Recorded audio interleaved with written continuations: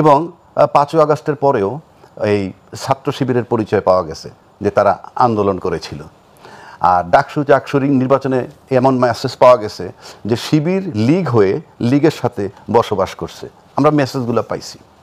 তো এটা সত্য মিথ্যা আমার যাচাই করা সম্ভব না, বাট যদি হয়ে থাকে তাহলে কৌশল, যদি হয়ে থাকে তাহলে এনসিপির সাথে জামাতের আপাত দৃষ্টিতে যে কিন্তু কর্মীরা নেতার কর্মীরা কিছু মনে করে না, তারাও বলে শেষ কথা বলতে কিছু নাই।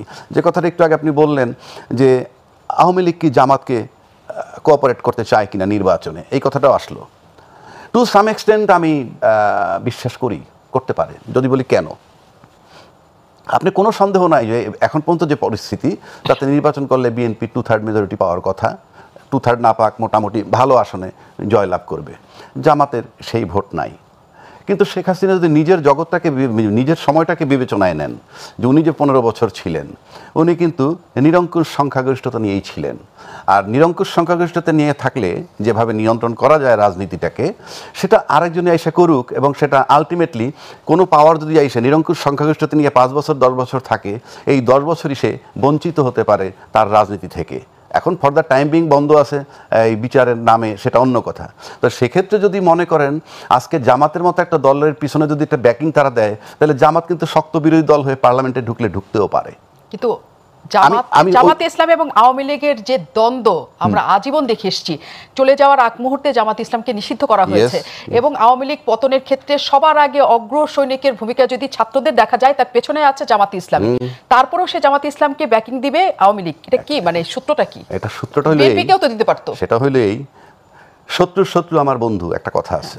তা আপনি যদি দেখেন যে এনসিপি জামাত বিরোধ ফর এক্সাম্পল, অথবা জামাত বিএনপি একটা বিরোধ এখন কিন্তু দেখা যাচ্ছে রাজনীতিতে, কিন্তু রাজনীতিতে শেষ কথা বলতে কিছু নাই। সেই হিসাবে কিন্তু জামাতকেও ব্যবহার করা হয়েছে। জামাতকে নিয়ে 3 দলীয় জোটের উপরে আন্দোলন হয়েছে, জামাতকে মন্ত্রীও বানানো হয়েছে। তার মানে কি দেখুন, অর্থাৎ আওয়ামী লীগ আর বিএনপি দুইটা প্রতিদ্বন্দ্বী যখন মাঠে থাকতো, তখন কিন্তু নির্ধারকের জায়গায় যাইতে জামাত, সে যেদিকে রোল প্লে করবে। একই কথা কিন্তু আপনার সার্জিস অলরেডি বলে ফেলছে যে আমরা নির্ধারকের ভূমিকায় থাকতে পারি। দ্যাট ইজ আওয়ামী লীগের ভোট আর বিএনপির ভোট ফিক্সড, জামাতের ভোট ফিক্সড, ফ্লোটিং ভোট কিছু আছে, আর এনসিপির ভোট যদি কিছু তৈরি হয়ে থাকে যৎসামান্য হোক থাকলে কিছু আছে। ওই যে ফ্লোটিং ভোটগুলো যেগুলো কোনো দল ক্ষমতায় আসে তাকে কিন্তু আসবে 5 বছরে যদি না সরাইতে পারেন, আবার 5 বছর যদি থাকে, মানুষের যতক্ষণ শ্বাস ততক্ষণ আশ, বয়স কোনো ফ্যাক্টর নয়। যেমন ধরেন আজকে শেখ হাসিনা দেশের বাইরে, এখন পর্যন্ত কিন্তু উনি কাউকে ভারপ্রাপ্ত দলীয় সভাপতি বানাননি। তার মানে still there is a hope. সুতরাং সেই হোপ যদি থাকে, অন্য কোনো দল শক্ত ভিত্তি নিয়ে দাঁড়ায় যাক, সেটা সে নাও চাইতে পারে। আর সেক্ষেত্রে শত্রু তার মিত্র হয়ে যেতে পারে। আপনি জামাতের সাথে প্ল্যান না করেও ভোট দিতে পারে, কথার কথা বলছি, যদি তার ওইভাবে পার্ট হিসেবে নেয়। আমি কোনোটাই বলছি না, কারণ আমি জানি না। তার মানে এটা কি তার মানে অনেকখানি এখন সত্যি অবস্থান যে মিয়া গোলাম পরোয়ার যেটা বলেছেন যে বাপের সাথে পাল্লা দিতে এসো না। আমি যে প্রশ্নটা আপনাকে করেছিলাম যে জামাত ইসলাম কি এখন আসলেও রাজনীতিতে বাপ কিনা, সেটা কি আপনার মনে হয়? যদি যেই জায়গাটা আমি বললাম, আপনি দুটো দল তো বাংলাদেশ আমরা দ্বিদলীয় শাসন দেখছি, দুইটাই বড় দল, আওয়ামী লীগ বলেন আর বিএনপি বলেন। আওয়ামী লীগ এই মুহূর্তে নাই, সেক্ষেত্রে জামাত কিন্তু পিআর পদ্ধতি নিয়ে একটা গেম শুরু চলছে, এখনো হয়তো কিছুটা চলমান আছে। ফাইনালি হয়তো ইট ইজ মোটামুটি ডিটারমাইন্ড যে আমরা মনে করি যে পিআর পদ্ধতিটা হবে না। সেক্ষেত্রে যদি সে পিআর পদ্ধতি ছাড়া জামাত 4-5টা সিটের বেশি পাওয়ার কোনো সুযোগ নাই। আরও বাড়ায় ধরলাম একটু 10টা সিট পাবে। তো 10টা সিট রাজনীতিতে বিরোধী দলের জায়গায় কোনো সিট নয়, কিন্তু ওই যে বাপের জায়গায় গেছে, তাতে যদি কেউ তাকে কোঅপারেট করে, কেউ যে আলোচনাগুলো এতক্ষণ হইল, সেই কোঅপারেশনে তার 30-40টা সিট পাওয়া বিচিত্র কিছু না। আর জামাতের মতো রেজিমেন্টেড ফোর্স এই জন্য বললাম আমি, সিভিল রেজিমেন্টেড ফোর্স, 40টা সিট যদি সে ওই যে আওয়ামী লীগের সহযোগিতায় পাইয়া পার্লামেন্টে যায়, আর আপনার ছাত্র সমাজ যেভাবে ডাকসু চাকসু ধরে ফেলছে, দুয়ে মিলে যে কোনো সরকারকে তারা চাপে রাখতে পারবে। সুতরাং সেই জায়গাটা পতিত সরকার যদি ভাবে যে আমার একটা অবস্থান দরকার, আমি কাউকে আমার মতো অ্যাবসোলিউট মেজরিটি হয়ে থাকতে দিব না, নাম্বার 1। নাম্বার 2, রাজনীতিতে শেষ কথা বলতে যেহেতু কিছু নাই, এটা যারা কমনলি বলে তারা একে অপরকে বিশ্বাস করবে না, এর ভিতর থেকে খুঁজে নেবে কে শেষ কথা বলতে কিছু নাই, এই টার্মটা কম ব্যবহার করে। শামসুজ্জামান দুদু, যে প্রসঙ্গটি আসলে শুরুতে অনেকখানি ছিল, সেটি হচ্ছে আওয়ামী লীগ বিএনপিকে অনেকখানি সমর্থন করেছে, কারণ তারা মনে তো তখনকার যে আলোচনাটা ছিল যে একটা অসাম্প্রদায়িক দেশ গড়ার ক্ষেত্রে বা দেশটাকে একটা চলমান অবস্থা রাখার ক্ষেত্রে তারা যেমন করে চাইতো সেটা শুধুমাত্র বিএনপিই পারে, এবং তাদের সেই অবস্থানটাকে কেন্দ্র করে এনসিপি সহ অনেকেই তখন বলতো যে নৌকা গেছে যেদিকে ধানের শীষ যাবে সেদিকে, দুটোই এপিট ওপিট, এই ধরনের বক্তব্য প্রচুর আমরা একসাথে শুনেছি। আওয়ামী লীগের উল্টো পিঠে আপনাদের ভাবা হতো, তাহলে ওই পরিস্থিতিটা কেমন করে উল্টে গেল? মানে পিঠে ভাবা হতো মানে বলা হতো যে আপনারা হচ্ছেন মুদ্রার এপিট, কে বলতো? এনসিপি থেকে বলা হতো, এনসিপি থেকে বলা হতো। এবং 5ই আগস্টের পর থেকে যেহেতু এনসিপি তখনও গঠিত হয় নাই, ছাত্রদের একটা বড় অংশ এই ধরনের স্লোগান দিত আর কি। আরেকটা কথা বলতো, ওইটা বোধহয় আপনি ভুলে গেছেন, যে আমরা কোনো নির্দিষ্ট দলকে ক্ষমতার জন্য আমরা এই গণ অভ্যুত্থান করি নাই, কখনো দল হয় নাই। হ্যাঁ, দল হারে, কিন্তু এই দেশের শাসন ব্যবস্থায় বিএনপি এবং আওয়ামী লীগই করেছে। তাহলে এই যে পরিস্থিতি একটা তৈরি হলো যে জামাত একটা অনেক বড় ফ্যাক্টর হঠাৎ করে হয়ে দাঁড়ালো, এখানে কি বিএনপির কোনো ঘাটতির জন্য নাকি অন্য কোনো কিছু হয়েছে? আসলে ফ্যাক্টর হয়েছে, জামাত ইসলাম নিজেই বলছে যে তারা বড় ফ্যাক্টর। রাজাকি ভাই এখানে বললেন যে তারা মনে করছে, থেকে যখন বলছেন যে ফ্যাক্টর হয়ে গেছে, মানে আপনি আপনার টেলিভিশন, আপনার দল এগুলো বলছে, আর জামাত বলছে, এটা আরেকটা কথা। তা আপনি মানে বিশ্লেষণটাকে জামাতের পক্ষের হলে অবশ্য আপনি এটা বলতে পারেন যে হ্যাঁ জামাতের পক্ষের। না না, আপনি তো সঠিকভাবে জামাতকে আপনারা ফ্যাক্টর মনে করেন না, ব্যাপারটা হচ্ছে কিভাবে ফ্যাক্টর মনে করব। কিন্তু জামাত এখন সকল আলোচনাতে সকল কিছুতে অনেক বড়, তাকদের ছাড়া কিছুই হচ্ছে না। কখনো কি জামাতে ইসলামের এই অবস্থা আপনারা দেখেছেন গেল 35 বছরে বা 30 বছরে? কি হয়েছে জামাত? মানে এই যে সকল আলোচনায় তাদের একটা বক্তব্য থাকে, তাদের গুরুত্ব থাকে, তারা কি চাইছে সেটা থাকে, তারা কোন কোন মানে কোন দাবি জানাচ্ছে সেটাতে একটা আলাদা নজর থাকে। এই বিষয়গুলো কি মানে আমি এটা পেলেন, আমার কাছে কোনো জায়গায় মনে হয় ঐক্যমত্য কমিশনের কথাই আমরা দেখি না, এখানে বিভিন্ন রাজনৈতিক দল নিজের নিজের মতো করে ওখানে ডাকে, তারা বসে, তারা তাদের মতামতগুলো দেয়। এমন তো না যে জামাত একেবারে যে চেয়ারটায় বসছে অন্য থেকে একটু উঁচা চেয়ার, এটা হলো না। আপনি বলতে পারতেন যে উনি তো উঁচু চেয়ারে বসছে, সবই তো এক চেয়ারে বসছে। কিন্তু আপনি বিশ্লেষণ করবেন অতীত ভোট বা অতীত জনসমর্থন, আপনি কে এগিয়ে কে পিছনে। একটু আগে ইলেকশন করতে গিয়ে যে উনি যেটা ইয়ে করলেন যে 3টে থেকে 4টে সিট একক ইলেকশন করলে হয়, একটু বাড়াই দিয়েছি 10টা। বিএনপির সঙ্গে ইলেকশন করলে এটা একটু বাড়ে, এটা ইলেকশন। কিন্তু গণঅভ্যুত্থানের পর আপনি ওদের শক্তি বাড়ছে, এটা কোন বিবেচনায় নিয়ে আসলেন? কারণ তাদের অবস্থানটা আমরা হঠাৎ করে অনেক অনেক ভালো জায়গায় দেখছি। এই ভালো জায়গাটা আপনি অন্যভাবে ব্যাখ্যা করতে পারেন যে সকল রাজনৈতিক দলের একটা ঐক্য। আমি বুঝতে পারছি আপনার সেন্টিমেন্টটা, আমি বুঝতে পারছি। আমার অনেক সেন্টিমেন্ট, কিন্তু আপনি যদি বলতে চান এবং জামাত নিজের কাছে মনে করে আপনার মানে বিএনপি, আমি বুঝতে পারছি আপনার মনোজগতে জামাত অনেক জায়গা দখল করে নিয়েছে, এটা নিঃসন্দেহে, এটা হতেই পারে। হ্যাঁ, হতেই পারে। এটা হতেই পারে। আপনাদের জায়গায় কোথায় আছে জামাত সেটা শুধু বললেই হবে। আমি তো আপনাকে চাকরি করেন, উপস্থাপন করেন, আপনাকে ফেব্রুয়ারি পর্যন্ত অপেক্ষা করতে বলবো। আচ্ছা, নির্বাচন পর্যন্ত, তখন বোঝা যাবে যে জামাতের অবস্থান কি। আমাদের রাজনৈতিক দলগুলো যে যেখানে আছেন তাদের এখনো মেরুকরণ ঠিক হয়নি, কিন্তু আমি অলরেডি মাপার আগে একটা জায়গায় 4-5 ধুয়াই দিছি যে এটা হলো অমুকের। এটা আমার মনোজগতের ব্যাপার, কিন্তু এটা রাষ্ট্রবিজ্ঞানে কার কি অবস্থান এটা যেতে আপনাকে বিশ্লেষণ করে বলতে হয়, তাহলে এটা গণঅভ্যুত্থানের আগে পরিস্থিতি দিয়ে যেতে হবে। আর আপনার ধারণার কথা বলতে পারেন গণঅভ্যুত্থানের পরে যে আওয়ামী লীগে যেমন পতন হয়েছে, তা আওয়ামী লীগের ভোটাররা একটা নির্দিষ্ট পরিমাণ আছে, ভোট হলে বোঝা যাবে সেই ভোটগুলো তারা কোন জায়গায় দিয়েছে, এটা এখনই বলা যাবে না। আমার ধারণার কথা বলতে পারি, বিএনপিকে পর্যাদস্ত যদি আওয়ামী লীগ করতে চায়, আপনার বিশ্লেষণে তারা মনে করে যে বিএনপি গণতান্ত্রিক দল, গণতান্ত্রিকভাবে আসলে তাহলে পরে গণতন্ত্রের বিএনপির তাদের সমর্থন করার কথা। কিন্তু দেখা যাচ্ছে অনেকে বলছে না জামাতি এই ভোটগুলো পাবে। ইদানিং এই আলোচনাটা হচ্ছে, এটা ইদানিং না, আরো আগে ব্যাপারটা এরকম ছিল যে মেয়েরা কোন পোশাক পরবে সেরকম একটা ধারণা তাদের পক্ষতে দেওয়ার চেষ্টা করা হচ্ছিল, যে শুধু চোখটা মনিটা সাদা অংশটুকু যেন দেখা না যায়, এরকম একটা আলোচনা হচ্ছিল। তখন আবার দেখলো যে এটা বিপদ, তখন এটা বললো যে আমরা পোশাক নির্ধারণ করব না। বাংলাদেশের রাজনীতিতে সবচেয়ে বড় 54 বছরে আমরা যুদ্ধের ময়দানে ফয়সলা করেছি স্বাধীনতা গণতন্ত্রের বিষয়টা, যুদ্ধের ময়দানে, ভোটের ময়দানও না। সেই জায়গাটায় রুচিবোধে দিক মানে নারী পুরুষের পোশাকের দিকে যায়, খাদ্যের দিকে যায়, নেচারের দিকে যায়, সেটা একটা আদিমতা, মানে একটা আদিমকালের ঘটনা। সেই জন্য আমার কাছে মনে হয়েছে বিশ্লেষণে যাই হোক, কেউ সমাজতন্ত্রের কথা বলে, কার্ল মার্ক্সের কথা বলে, কেউ ইসলামী ভাবাপূর্ণ কোরআনের কথা বলে, আল্লাহর কথা বলে, তো বলতেই পারে।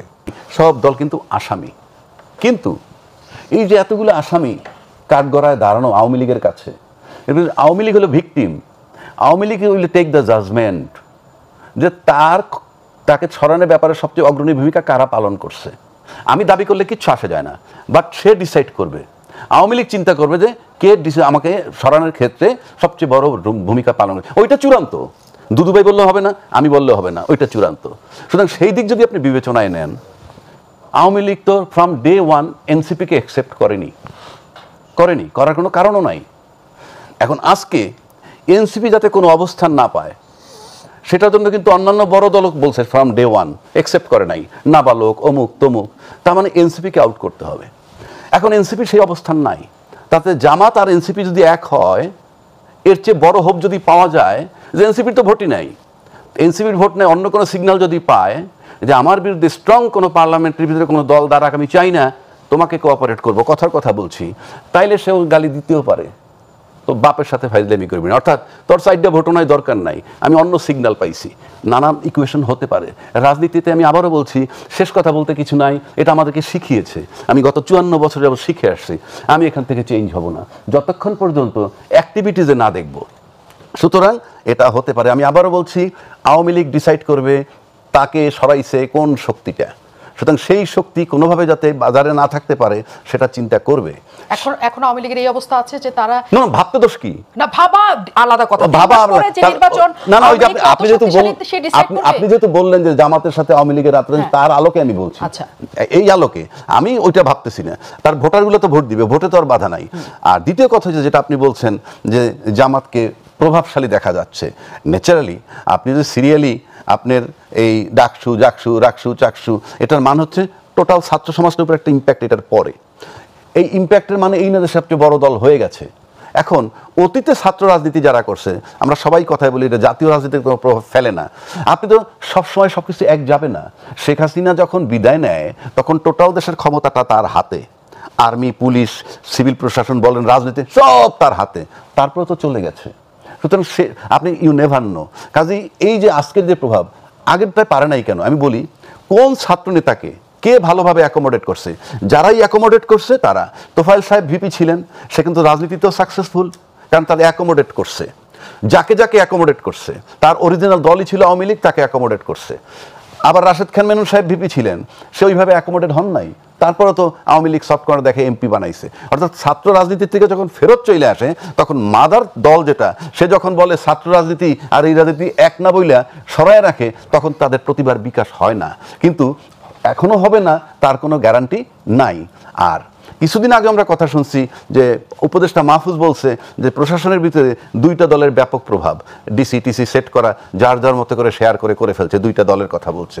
সেক্ষেত্রে জামাতের নামটা ন্যাচারালি আসে, তো সেক্ষেত্রে নিজেরা তো সে প্রভাবশালী ভাবতেই পারে, number one. Number two, officially সে সেকেন্ড দল। সুতরাং অনেক কিছু ইকুয়েশন আছে, আমরা সব জানি না, কারণ জামাত যেভাবে জাম্প করতেছে। সুতরাং এটা যেটা আপনি বললেন, জামাত নিজেকে প্রভাবশালী ভাবলে কিছু করার নাই, যেটা আমরা অ্যাট এ গ্ল্যান্স দেখছি। আমরা যে আলোচনাটা করতেছি এইটা পর্যন্ত মানুষ ভুলে যায়, বলবে আমি জামাতের পক্ষপাত। আমরা কিন্তু আলোচনা করতেছি নেহায়েত, এবং এই সিনারিটা দিলে লাভ কি জানেন? তাদের কিন্তু এখান থেকে জানার আছে, বোঝার আছে, সেই মোতাবেক সিদ্ধান্ত নেওয়ার আছে। শামসুজ্জামান দুদু, আজকে যে প্রসঙ্গটা আসছে, হঠাৎ করেই আপনাদের একটা প্রতিনিধি দল গিয়েছেন প্রধান উপদেষ্টার সাথে দেখা করতে। যতটুকু আমরা জানতে পেরেছি তার অন্যতম ছিল যে সেখান থেকে বলা হয়েছে অন্তর্বর্তীকালীন সরকারকে তত্ত্বাবধায়ক সরকারের মতো করে আচরণ করার জন্য। অন্তর্বর্তীকালীন সরকার এবং তত্ত্বাবধায়ক সরকারের মধ্যে কি আসলে বড় কোনো পার্থক্য ছিল যে তাদের মতো আচরণ করার কথা আপনারা বলছেন?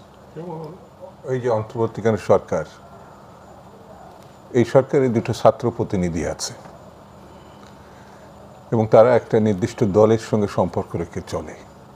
তারা নিজেরাও বলেছে তারা নির্বাচন করবে, একটা পর্যায়ে গিয়ে তারা পদত্যাগ করবে, তারা নিজেরাই যখন স্বীকার করেছে। তো এটি তখন অন্তর্বর্তীকালীন সরকারেরই রূপ নেয়, মেনে নেয়, কিন্তু এটা কেয়ারটেকার সরকার হয়নি, এটা আগে ছিল। এবং আইনও একটা চূড়ান্ত ধাপে রয়েছে, মানে কেয়ারটেকারের ব্যাপারে। আর আমরা একটা ভালো নির্বাচনের জন্যে, শুধু আমরা না, যারা আন্দোলন করেছে গত সময় প্রতি সরকারের বিরুদ্ধে, সেটি 14 সালের পরে, যখন মানে 14 সালের আগে কেয়ারটেকার আইনটা সংবিধান থেকে উঠেই দিছে, তখন থেকেই কিন্তু কেয়ারটেকারের দাবিতে মানে নির্বাচনের আন্দোলনটা আমরা সবাই করেছে, বিএনপি সহ, কিন্তু দলীয় সরকার ক্ষমতা নিয়েছে এবং কতটা পৈশাচিক হয় নির্বাচনগুলো সেটা প্রমাণ। দলীয় সরকার, শেখ হাসিনার 3টে নির্বাচন, সেই বিবেচনা থেকে আমরা এখনো বলি, যেহেতু আইনগত দিক থেকে সংবিধানের চূড়ান্ত পর্যায়ে অর্থাৎ সুপ্রিম কোর্টে ঘোষণা হলে সেটা আসবে, তো সেটা যদি সুপ্রিম কোর্ট ফয়সালা করে তাহলে স্বাভাবিক কারণে আইন সাংবিধানিক, এই সরকার তো সাংবিধানিক সরকার, নিজেরা সংবিধানের আওতায় শপথ নিয়েছে, তাহলে পরে এই সরকারকেই কেয়ারটেকার সরকারে রূপান্তরিত করা সম্ভব যদি কোনো বিশেষ দলের প্রতিনিধি সেই সরকারে না থাকে।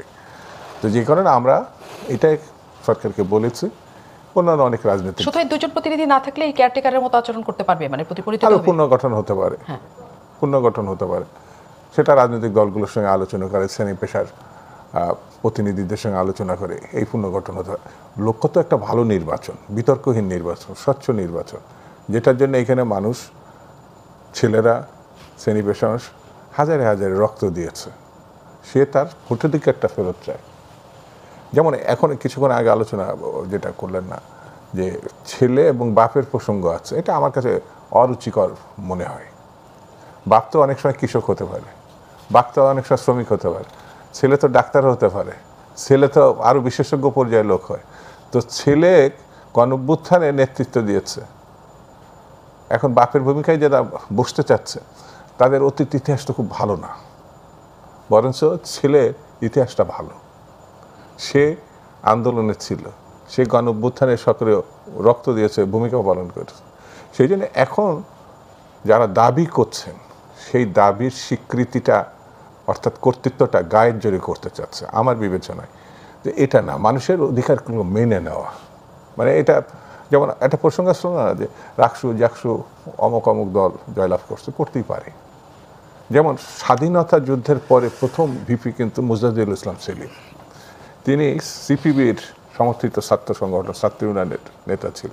শেখ মুজিব তখন জীবিত, কিন্তু শেখ মুজিবের এই তাকে চ্যালেঞ্জ করে ভিপি হওয়ার পরে অনেক আন্দোলন হয়েছে, কিন্তু তার দল পরবর্তী 73 নির্বাচনে একটা সিটও পায় নাই, যেটা সিপিবি। ঠিক তেমনি আফম মাহবুল হকের দল, যেটা জাসদ, আমাদের রব ভাই একসময় ভিপি ছিল, সারা জাগানো জাসদ গঠন হয়েছিল, উনি তার নেতৃত্বে ছিলেন, জলিল সাহেব সম্ভবত প্রেসিডেন্ট ছিল, তাই না, বীর মুক্তিযোদ্ধা। তারাও দেশটা নাড়া দিয়েছিল, কিন্তু প্রতিনিধিত্বমূলক জাতীয় সংসদে ওইভাবে আসে নাই।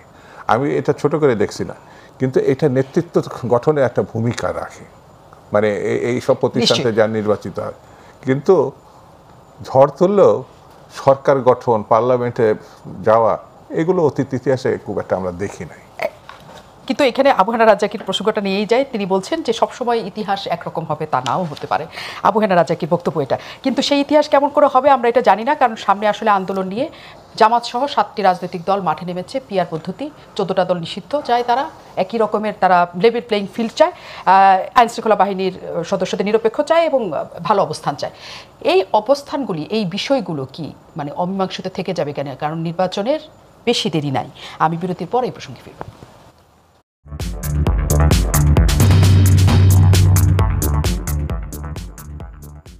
আমি বলুন ভাইয়া,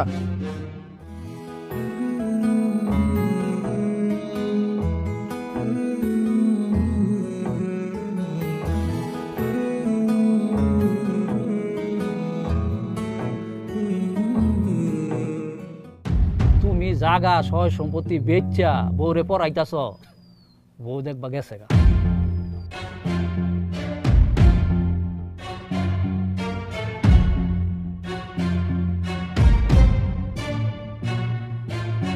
ভালো আছি, আমি ভালো আছি, আপনি ভালো আছেন, আমি ভালো নাই, আমি একদমই ভালো নাই। আপনি আমার ছাইরা দেন, আমার ডিভোর্স।